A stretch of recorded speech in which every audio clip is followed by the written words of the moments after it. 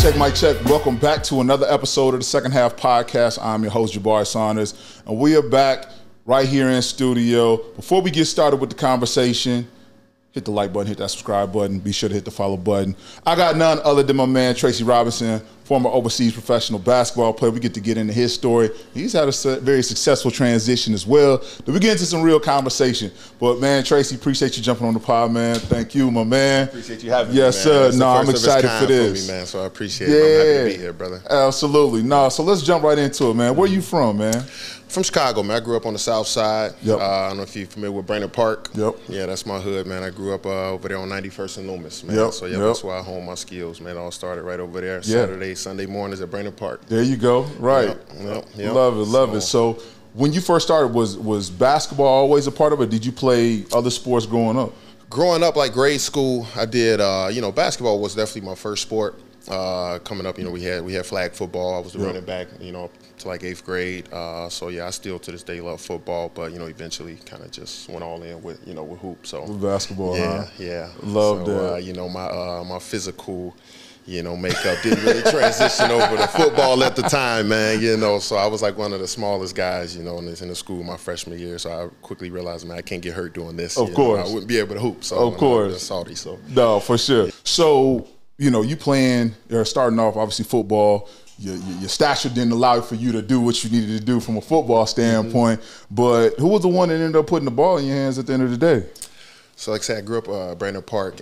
St. Margaret was right up the street, yep. Over on 99th and Vincennes. So I got over there first grade, Earl McKay. Yep. That's the godfather, man. He was running a pretty good program over there. Okay. And around like maybe second, third grade, for the basketball team. And just kind of stuck from there. Yeah. Kind of took it and ran with it, yep. So I credit Earl McKay with that, putting the ball in my hands. Yep. And I just kind of grew it from there. Yes, sir. So when you started playing the game, what was kind of that journey for you? Did you play AAU ball? Did you play like biddy ball, anything like that? Or was it just always kind of rec league ball with Earl and just kind of travel team? It started just, at my grade school. Earl was running a pretty good program over there at the time. Yep. And then the travel ball I did in grade school was they had small fry at the time, so I don't know. I'm not sure if that's still around. But, yeah, I did a little bit of small fry with the Washington Park Jaguars. Yep. And then, eventually parlayed that to AAU, like towards the, I want to say the last 2 years of my high school career. Gotcha. Yep, I ran with Old Gold. Okay, Old Gold. Yeah, definitely remember. Yep. He was the head coach over at Hyde Park at the time. And, we would practice over at Hales and then over at the YMC over on 63rd. Yeah, we had a pretty good team, too. We had a really good team. Who was all on that team? Because, being Chicago basketball, you got so many grades that come in, whichever kind of year that you come in, that there's certain caliber of athletes to kind of come up. Who was all on your AU team during that time? So at the time, I described the team that we had, the group we were kind of like the others, like for whatever reason, the kids that could have played with some of the top programs for whatever reason, just didn't have that opportunity at the time. It was probably like the Wolves, the Warriors, Ferrari, and the Fire. And I think Mean Streets was kind of a newer program too. Then it was us, but that group, man, we had Stephon Hanna. We had the whole Hyde Park core. We had Steph. We had the best kid at Hales at the time, Nate Manoy. Yep. We had Pargo for a little while. Wow. We had me. We even had a couple West Side cats. We had Emmanuel Little. Yep. And to that day, I think Tone would probably say that was the best team he had. Probably a reason program still around. But no, seriously, that whole team, went to school. For us to be kind of considered the others. You know what I mean? Like we weren't with. At the time, it wasn't an elite program. We just had an elite group at the time. So, So which high school did you end up going to? Went to Leo. You went to Leo? Okay. Yep. So you went to Leo. Y'all definitely had, some runs in there. Y'all definitely was a team that was, always in the conversation as related to Chicago basketball in general. So what was your career look like then? Yeah, so like I said, I took most of my 8th grade group. Yep. We decided to kind of stick together. We was vetting some schools. We ended up going over to Leo. One of the main reasons we ended up over that time was Andre Brown. Yep. He was on his way out as we were coming in. DePaul. And, we just kind of stuck together, went over there and just kind of grew organically. And then, that led to, 2004, we ended up winning state, kind of closing out our career in that fashion. Still to this day, I think Leo's been around for probably over 100 years. Yeah. And we're the only class to win a state championship in school, to this day. Yeah, of course. I mean, you got the state championship under your belt, and you knew exactly what it was, and y'all was out there running the AAU program as well. Yeah, for the city during that time. Yeah, for sure, man. Like we had a good group. They ended up putting us in the IHSA Hall of Fame, my team. And nice. then, Congrats with that. Yeah, and then that AAU, you get out there on the AAU circuit, it really shows you where you are, as far as like amongst other like elite talent. Yep. So I got a good 2 summers of that. And my buddy Stefan Hanna, I kind of give him his flowers with that. He pulled me into that program because we grew up playing against each other over at Brainerd Park. Okay. Like kind of in grade school all the time. So we were kind of buddies. So when you look up AAU, he was over there at Hyde Park. His coach he ran the program. Yeah. So he was building his team. Steph kind of pulled me in on that. And, I kind of really introduced me to, a decent level of AAU, which of course, only grows your game once you get out there on that circuit, So, yeah. And then, my experience with Leo, I came up through the ranks. Freshman, I played at my level. Freshman, I got some A team, some B team. Came up sophomore year. Then, I got those 2 years of varsity between my junior and senior year. Had a pretty significant growth spurt in between my sophomore and junior year. Okay. Like I came into Leo, I was probably 5'7", man. Wow. 5'7", probably barely, 100 pounds or something like that, which is why I had to kind of, peace out to that football life. But, once I hit my growth spurt, and then, I kind of went from just this kid that can shoot it really well, that had good ball skills, to a kid that had a chance, at 6'7" with those ball skills, So, yeah, I was kind of, that kind of really put me on the map. Yep. No, I love hearing that. A little bit. So, of course, like you said, you played with a great team, Leo. You go and win a state championship. What's your recruiting process kind of look like? Who were some of the schools that were, in your ear saying, yeah, come over and play with us? Mm-hmm. So we had our guy who all the schools like had on their radar at the time was Frank Clare. Okay. He signed early, like the beginning of our junior year, to go to Northern. He had got it out the way. So by the time we went state, I'm still a late signee. I'm still attending all the showcases for all the, kids that haven't found schools. I think Toledo came on late. Niagara. Northern was familiar with me because they were recruiting Frank. They wanted me to prop 48. I don't even know if that's still around. Right. Is that even still around? Right. And it's like, what is that? Like, yeah, I'm not even sure. I can't even explain what it is to this day. But it was Northern, Niagara, and Toledo. But at the time, I had really just kind of made a promise to myself and my mom that I wasn't going to pay for school. Yeah. So, I was prepared. I was taking visits to Division II, Division III. Obviously you want to go to your highest level, but that was really my goal, to go to school for free. And of course, I ended up attending Loyola, with the help of my uncle, Steph, who I feel like you may know. He played, he's played some ball down there at the lab school over the years. Okay. Yeah. So, he kind of stepped in on my journey towards the end over at Leo. Yep. Story goes is like, my mom, she was very guarded, like, over the course of the journey, kind of like you wasn't with us shooting in the gym type of vibe, you know what I mean? You start getting a couple clips in the paper, your team starts doing well, you got a lot of family members and stuff to try to come on and connect to the journey. Yep. And story goes, my mom was really guarded, but, as I'm approaching the end of my career, she realized, like me, I'm approaching a level that she really wouldn't be able to advise me on, like as far as like what, all it's going to look like after. Right. So she allowed my uncle to come in, and he stepped in, I would say, like, probably at the beginning of my senior year. I remember him coming to the Bloom tournament, the Thanksgiving tournament. So I'm finding out as like a 17-year-old kid that it's somebody within arm's reach that has already walked this journey. But this is like towards the end of my career. I'm like, oh, wow, I got an uncle that did this, right? Yep. So we went state, and, he realized I wasn't signed. He told me to grab those tapes from down in Peoria. He said, I know a place. He took me up to Loyola. A few people were still in the building from when he was there in the 80s. Okay. He was on that Sweet 16 back in 86 without Frederick Hughes and all that, right? Yep. So we go up there 2004, and it's like maybe a handful of people still, in the administration, athletic department that knew him and he was familiar with, and he was still doing some alumni things. So went up there, and man, I would say about 48 to 72 hours later, I had a scholarship in the mail. Wow. Yep. So like I said, one state was that March. So let's say maybe sometime, maybe mid-April, this is happening. I'm signing to go to school. Excuse me. I'm signing to go to school probably mid-April. So. No, that's awesome, man. That's great to just understand that's what your journey was, going to Loyola, and, you have family that kind of stepped in and helped navigate that process for you as you go. Because you kind of always need somebody there to just help you navigate. Because when you just 16, 17, 18 years old, you still trying to figure out, like, what am I supposed to be doing? What does the scholarship look like? You know, and now what it's looking like these days is what NIL look like and all those things. Facts. So, which was not in place for us back then when we was playing. Yeah, for sure. It was a bit of a relief to kind of find out on the fly that I had somebody in my family that I can kind of consult with throughout the process. You know, that knew what it looked like. You know, a lot better than me and my mom did. You know, so for him to kind of step in when he did, that was a major pivotal moment as far as like how things eventually played out, because now once you get in that environment, the Division I level is either sink or swim. You get what I mean? So yeah, like I say, that changed my life, when he stepped in and kind of helped me get up to the Loyola. So, definitely forever grateful for that, for sure. So you get to stay here. You graduate from Leo. You stay here. You go to Loyola. You're playing on that team. Tell me what that kind of grind was during those 4 years you were there, as you started to navigate the next level. Yeah. So I get to Loyola. Like I say, I was pretty young for my class. I was always the young guy, so there's always a level of, immaturity there, But like I'm 17 years old on campus for like my first 3 weeks. So a massive learning curve.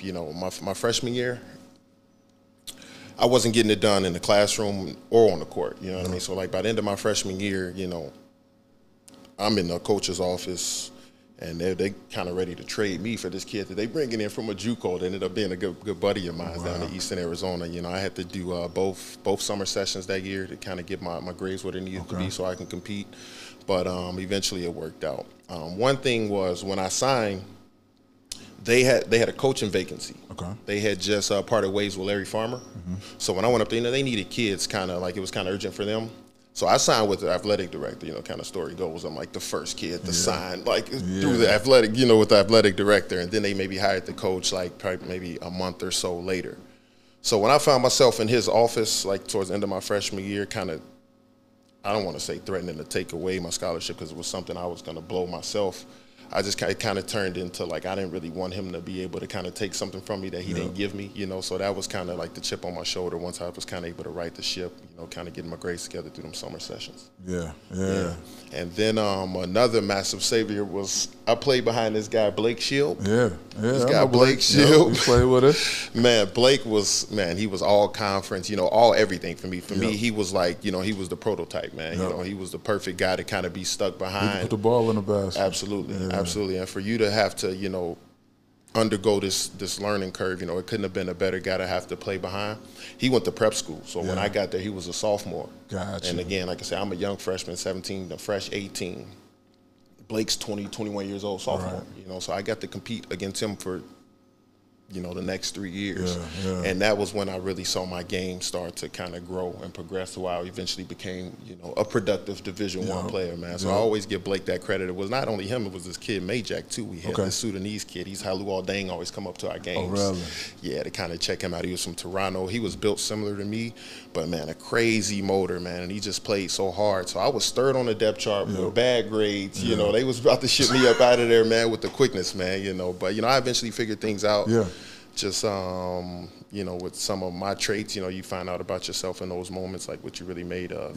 So, I was competitive. I wasn't used to kind of, getting my ass kicked out there by anybody, So I just told Blake, I said, yeah, you can have this year, but if you think this is about to happen for the next 3 years, you're absolutely crazy. Absolutely. So by my sophomore year, I was able to kind of go back and forth with him and Majak, and then, that's kind of when you see, that growth. The growth, that transition. Now, that's great to understand that, you aren't the first, you ain't the last, you aren't the only people who had to figure things out grade-wise as well as on the court to go through that transition to figure out how to find your way and your level. And what you did, and you did it alongside people who you actually needed to compete with, but you also, again, that collaboration, again, you did it together as a team and unified, which I love that. So you spent 4 years there at Loyola. Did you think that was going to be it of your career, or did you feel like you still had more to give to the game?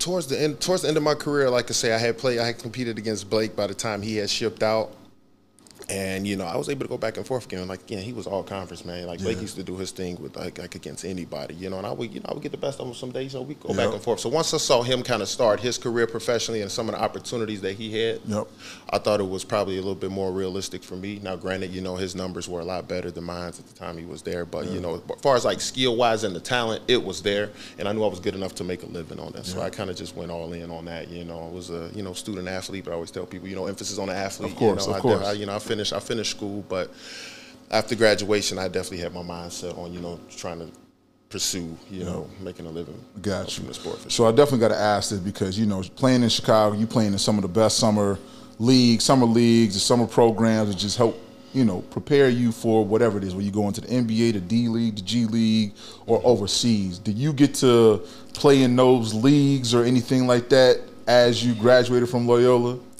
Yeah. So, man, that's funny you asked that, bro. That's summer circuit, man. So my first year, I played in Belgium, fresh out of Loyola, right? It was a pretty good level. You know, a couple guys went to the league out of Belgium. A couple guys go Euro League. It's a great starter league.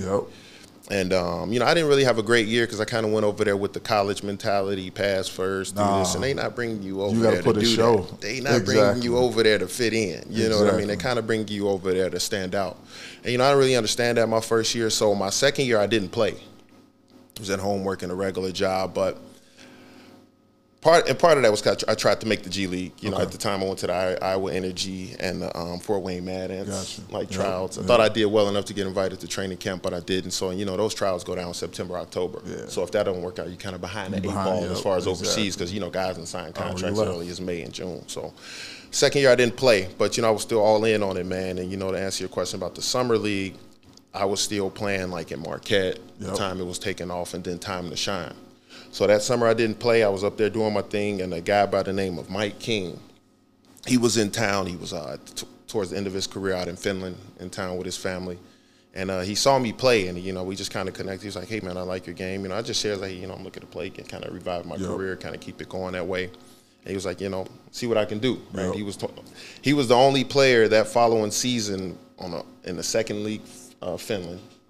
And, you know, he kind of, like, I don't want to say he was stringing me on, but he didn't get serious about, like, trying to help me get over there until he tore his Achilles. Oh, wow. Because, like I say, he's like 40 years old or something. So he kind of wanted to replace himself. He was like player coach. So once he tore his Achilles, that's when he's like, I know a guy.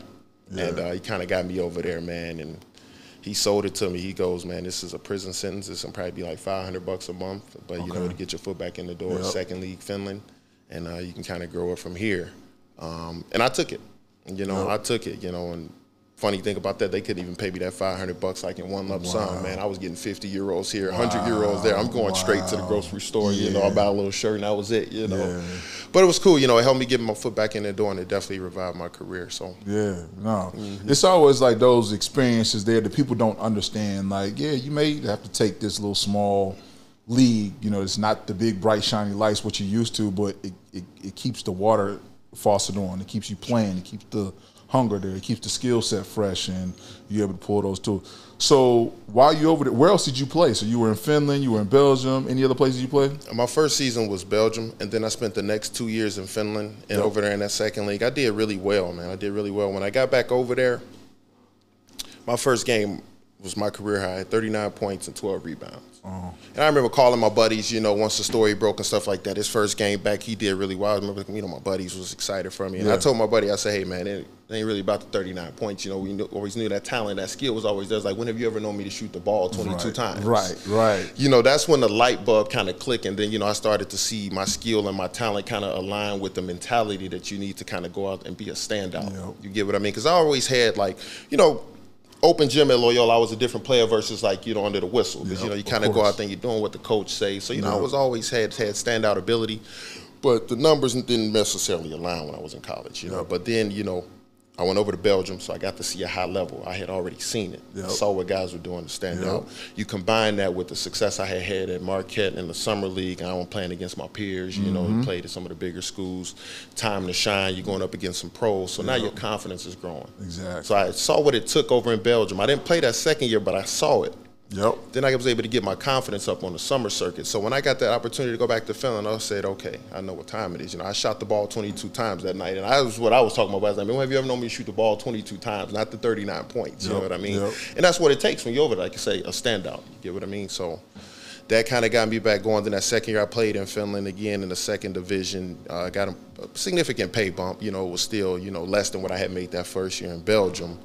It was a 2-year contract. It was like, hey, we're going to win the division. We're going to take you to the first league with us. Yep. We won the championship that year, and then, they kind of pulled a weasel clause on me and didn't take me up to the first league, which was cool because things ended up working out for the better that following year. So and then from there, I took off to the Middle East, played 3 years there, and then eventually, my last 6 years down in South America. Gotcha. Okay. Yep. So, I went from Finland over to Iraq, man. Crazy. I went to tell me about that, because that's I know we talked a little bit about it, but unpack that, because that's a crazy story right there. It is. So now I'm I've played 3 years. I missed 1 year, so I'm 4 years removed from school. So I'm approaching my mid-20s, and my first 3 years, the money really wasn't there, but I really wasn't doing it for the money. I was trying to build. Yeah, wanted to play. But you approach your mid-20s, now you want to start making some money, right? So things didn't work out with them bumping me up to the first league in Finland. So I just started, kind of Facebook, just looking for an agent, anybody that can kind of help me pivot from where I was. I ended up connecting with this guy, Faisal Baresli, a Kuwaiti agent. Oh, wow. And he's like, hey, man, I got a guy over in Baghdad, Iraq right now, they're paying really well. They're, the country's kind of stabilizing and feel like they're recovering from the war to the point where they're bringing over foreign players. At the time, this is like, what, 2000, this is 2011, 2012. Yeah. So, 9/11 is still fresh in people's mind. And, our perception of the Middle East is all we have, as far as I'm getting that from the news. But he was telling me what they were paying over there. I'm like, oh, they really? So he was like, hey, I got this guy over there, Jamal Hardy. You give him a call. You can kind of, vet the situation, and if it's something you're comfortable with, I'm pretty confident I can get you a contract. Talked to Jamar, he said, hey, man, I go to the gym and back to my hotel every day. Nobody bothers me. It's pretty normal over here. The lifestyle off the court isn't really that great, but it's nothing like you see on TV, as far as like it being unsafe. So I decided to go forward with it, man, and things worked out, so I was glad I did. I ended up playing my next 3.5, 4 years in the Middle East. Wow. Yeah, probably the middle part of my 20s. Wow. Yeah, it took me to like my late 20s before I eventually transitioned over to South America. Okay. Yeah, I did 2 years in Iraq, season in Kuwait. Gotcha. And a couple months in Saudi. Wow. Okay. And of course got to, do some traveling throughout the Middle East too while I was there. So you ain't had no issues or anything, just go to practice, run back and forth, and then you was good, or? So that first year, like I said, we won a championship, yep. And I'm getting like MVP and stuff like that. It was really cool. They celebrate me. They really embraced me over there. They really embraced me in the Middle East, man. It was a cool experience. And then I went to Kuwait, and then I ended up going back to Iraq. So I kind of finished in my last season. But my second season in Iraq, I think we were there for like 2 months. And a car bomb went off outside of the hotel, like right outside of the hotel. So they have like those roundabouts overseas, right? And my hotel was like right on this roundabout. In the middle of that roundabout was like a huge park. And I think they were bombing that park because there was some sort of religious festival going on there. But 100%, 40 minutes later, me and my teammates, it was 3 of us, it was 3 Americans, 40 minutes later, we all would have been down in the lobby eating dinner. Wow. 100%. We ate dinner in the hotel every night. Wow. Like 40, 45 minutes later, we definitely would have been down there in that lobby. The lobby was destroyed. I want to say somebody lost their life that day and everything. Geez. Yeah, so like when it happened, the team sent over, an armed guy, moved us to another hotel. Yeah. In the moment, I thought we were the target because, we hadn't been there 2 months. So in the moment, it's like this bomb went off, you hear a gunshot. So in my mind, I'm like in movie mode, like they're in the lobby shooting it out, trying to get up here and kidnap us, like they're here for us. But that's not what happened. They were bombing this religious festival, and they happened to park the car like directly in front of our hotel. They moved us to a different hotel, a more quieter part of town. Okay. I think once I decided to stay, once I found the story, this also happened the season I was making, the most money. This was my biggest contract. Yep. So once I decided to stay, once I got the story, and I had already been out there and played 10 months straight and nothing had happened. So once I got the story, I said, okay, it was just bad luck. I decided to stay. I think I told maybe 1 or 2 people that I was staying. You don't tell your mom or your family members, hey, a car bomb just went off, but I'm staying. I'll see you in 7 months. You don't kind of put that stress on them. I think I told a friend or two, decided to stay, and then I think I kind of broke that story to my family probably a couple years later. Like by the way this happened. Yeah, but I got pictures of that on Instagram. It was an interesting experience, man. A car bomb it's a deadly force, man. It's a deadly. It's something like you wouldn't even imagine. It was almost like a Apache helicopter or something. Just like dropped a missile right on the hotel. The building shook. The lights went out. And we were on the 3rd floor, and the room across from mine was like destroyed. Wow, that's crazy, man. A blessing that everything, worked out, and you still playing, able to do that. So, continuing on, so your career started to come to an end, and did you have a plan at all, or did you know what that timeline was going to look like when it was time to take the shoes off for the last time, or where did what was your mental space at when you were still trying to figure it out then?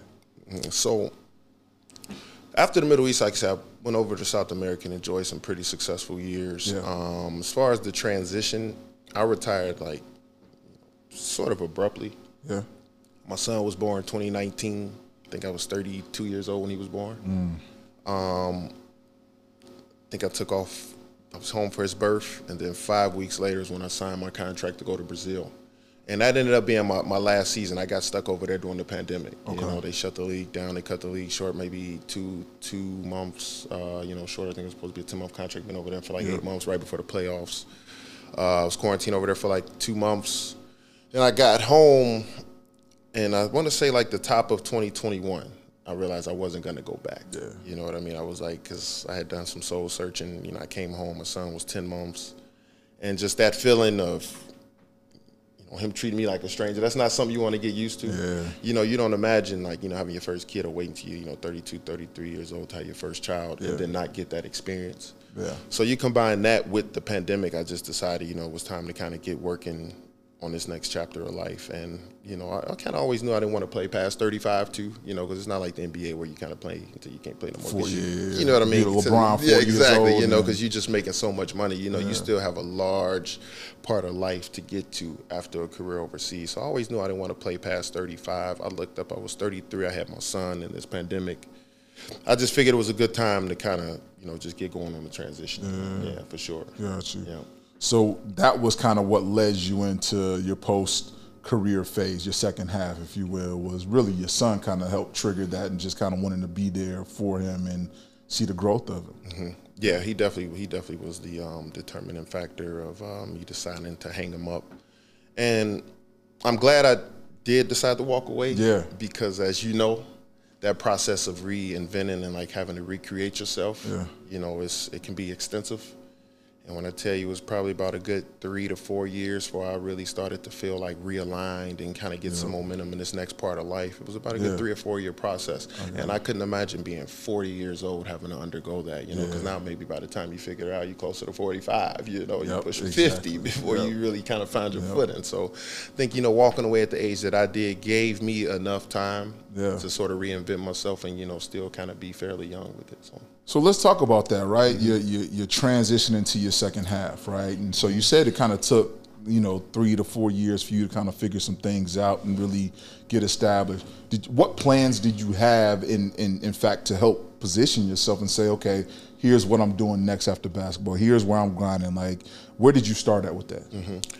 So, no, I really didn't have a plan, man. I don't, like I say, because I retired abruptly. If it wasn't for the pandemic, I probably would have played at least another season or, maybe 2, probably would have took it to like 35. So I really didn't have a plan. It was kind of something I had to figure out on the fly. Yep. And that caused me probably a lot more pain than, it should have. Not really having any direction, which was the scariest part, I think my first job was a sales gig, and it was kind of like a see a job, get a job. One of my other buddies who had just he was starting his transition as well. He got hired by this company. Told me they were hiring. I just kind of threw my resume and ended up getting hired. So it was like see a job, get a job. I worked that job for maybe a little over a year before getting laid off. And then when that happened, I kind of sat myself down because I had a standard for myself. I had a way I like to do things and things I was used to. I said, you don't really want to start this pattern of kind of see a job, get a job. Mm-hmm. You really want to have a little bit more intentionality into what this next part of life is going to look like. So I kind of just sat down and I made myself Uber, man. I Ubered for like 9 months full time. Yeah, okay. I wasn't even applying for jobs. I was just like, you know, what do you want to do? I don't know. It's like, okay, well, you're going to Uber until you figure this thing out. Yeah. That was like 2022, like the beginning of 2022. I want to say around like the 5-month mark is once I decided on tech. Okay. You know, so now we like closer to like the you know, fourth quarter of 2022. I said, okay, well, if you're serious, we're going to qualify ourselves by the end of the year, get a couple certifications. Decided some cybersecurity specifically in the tech world. So by the end of 2022, my goal was to get 1 certification. I think within a span of like 4 months, I self-studied and ended up getting 2. Okay. You know, that eventually, you know, kind of got me out of the unemployment line April of 2023 with a tech company, a small startup. And then, but, you know, it wasn't necessarily, you know, technically cybersecurity, but it was tech. Gotcha. So I worked that for like a year, continued to circulate my resume, and you know, that helped me land, you know, my biggest opportunity, which is, you know, role I'm currently in, you know, as a security operations center analyst with Motorola. So wow, yeah, it's pretty cool, man. Yeah, it changed my life just off the schedule alone, man. Yeah. You know, once I got this opportunity, it was the flexibility which attracted me to tech more than anything. So just I work nights 4 days a week, 11 hours. So, you know, I punched out at 8 o'clock this morning, you know, before I started getting down here. So, and then my weekend starts tomorrow morning at 8 a.m. So I work Sunday nights through Thursday morning for 11-hour shifts. Okay. And, you know, having a small son, just that flexibility throughout my days is invaluable. Absolutely. So, yeah, and I've been in this role for about 4 months now. I love that. I love that. I mean, it's something that I want to dive in a little bit more into that, because you hear about tech all the time, and great, you got cell phones, you got cameras, you got video games, all those things. You think about tech, but your focus is mainly on cybersecurity. Can you kind of unpack that a little bit for me, just so I can understand and some of the listeners can understand like what that is and even what attracted you to that? So, like I say, man, one of the main things that eased the pain throughout the transition was kind of approaching it as an opportunity. You know, there was a lot of anxiety centered around it. But once I told myself, I said, hey, look, this next part of your life, you never know what type of opportunity you can land. Like, you can get back to traveling, you know, just like you were as an athlete. You just have to figure out what you want to do. So once I started to lean into it that way and saw it more as an opportunity, as far as like, and not this huge burden, you know, I was able to kind of get some direction and kind of really decide which path I wanted to take. So tech, you know, it's a very flexible field. Yep. It's dynamic. It's challenging. The schedule and the flexibility that it offers, that was really what attracted me to the space. You know, so I got a couple certifications. What I do daily is with Motorola, we have a team of enterprise and a team of public safety. I'm on the public safety team. And we just use a host of tools that they really function as like sensors for our clients' networks. And based on the different security configurations, they'll trip alerts based on the activity. My job is to just kind of go in and investigate these data blocks and determine if it's a malicious attack or not, or if it's just, common network activity. Gotcha. So that's what I'm doing throughout the night. Volume isn't that high, but it's pretty cool. I enjoy it. I enjoy it, man, because, cybersecurity, like I say, is dynamic. It's so many different directions you can take it. You have the offensive side, the defensive side. Gotcha. So it's pretty cool. Yeah, okay. That's definitely a nice, different way of looking at it. Being the offense and the defense, kind of pulling those same kind of strategies and tactics all into that same space. There you go. I love it, man. There you go. I love it. And it's challenging too, man, so it's like qualifying for yourself, like going in to get these certifications, it gets like your competitive spirit going, much like, it is being an athlete. You go sit for some of these certs and, you'll take a huge L. You'll get blown out. You get ran out the gym. You get hit over the head trying to get some of these certs, man. So you kind of go in and you take that competitive spirit, like, I can do this. This isn't beyond me. And just kind of approach it that way. I love that. I love that. You definitely seem like you're somebody who doesn't just sit around and just wait for things to kind of come to you. You seem like you're the type to kind of go out and be a self-starter and figure that out. What's next for you then, man? Like, because I know you got these 2 certs, you're in cybersecurity. Like, what's next? Because I feel like this isn't the end of where you're headed. Yeah, for sure. Like, once I found my new path, I didn't have to rush it. Like I said, those feelings of anxiety, it was relief there, but it was still urgent, because I got my son, so it's urgent as far as like positioning myself to grow in the space, but I don't have to rush it. So as far as now is just getting a few more credentials, kind of doubling down. My company has some really cool perks that they offer us as far as paying for higher level education. So I'm sitting Friday for another certification. Nice. You know, one that's kind of been challenging me. I've been preparing for this one for about a little over a year. Okay. So that's Friday. And my goal for this year is to just kind of close out and pursue a couple more certifications, add that additional installation to my resume, and you know, just position myself for as much growth, man. Yeah. You know, I'm just happy to kind of found my new thing.